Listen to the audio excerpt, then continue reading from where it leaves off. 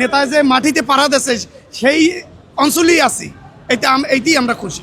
লোক তো আমাদের প্রায় 14-15 হাজার লোক আসছে। আমরা লেটে পৌঁছাই নাই, আমরা সঠিক সময় রওনা দিছি, কিন্তু লঞ্চে আসছি, কিছু কুয়াশা ছিল, এর জন্যই দেরি হয়েছে।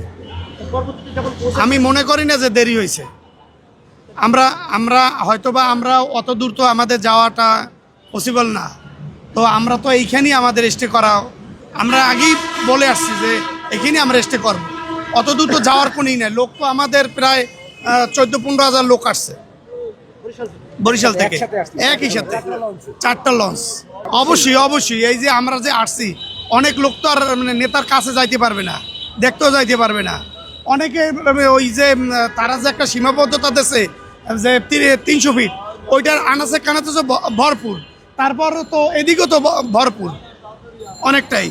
ওই যে জনসমাবেশ, এটা আপনারা উপভোগ করতে পারলেন না, সেখানে পৌঁছাতে পারলেন না, সেক্ষেত্রে আপনাদের একটা কষ্ট অনুভূতি হচ্ছে না? আমরা এই যে আসছি, যদি আমরা না আসতাম, যদি না আসতে পারতাম কোনো কারণে, আমাদের মনে কষ্ট থাকতো। এখন যে এই পর্যন্ত যে আসছি, রাত্রে লঞ্চ কুয়াশা এবং ঠিকমতো চালাইতে পারে নাই, নদীতে আটকে ছিল, এই জন্য এখন এখানে অবস্থান করছি। আমাদের লিডার এখানে অবস্থান নিচ্ছে, এই জন্য আমরা এখানে লিডারের পাশে অবস্থান নিচ্ছি। না, কোনো সমস্যা নাই, এমনি এখানে বসে, কারণ ওখানে তো যাওয়ার কোনো স্পেস নাই, যার কারণে হাইটেও যাওয়া যাইতেছে না। এই জন্যে ওখানে লিডারের তারেক রহমান ওখানে বক্তব্য দিচ্ছে, ওটা আমরা এখানে বসে উপভোগ করতেছি।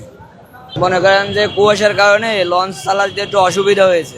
আমাদের যে মেয়র, আমাদের যে এমপি নির্বাচন যে করতেছে ধানের শীষের প্রতীকে বরিশাল 5 আসন থেকে, সে একটু হাঁটা চলার ভিতরে একটু অসুস্থ হয়ে পড়েছে, তো তার কারণে এখানে অবস্থান নিতে হয়েছে। হয়তো সে সুস্থ হইলে আমরা এগিয়ে যাওয়ার চেষ্টা করব, আর না হলে এখানে আমাদের মনে হয় যে থাকা লাগবো। তারেক রহমান আসছে, ভোট দেব কিসে, ধানের শীষে। তারেক রহমান আসছে, বাংলাদেশ নিজের করো। রাসেল ভাই আমাদের আছে, সভাপতি আছে।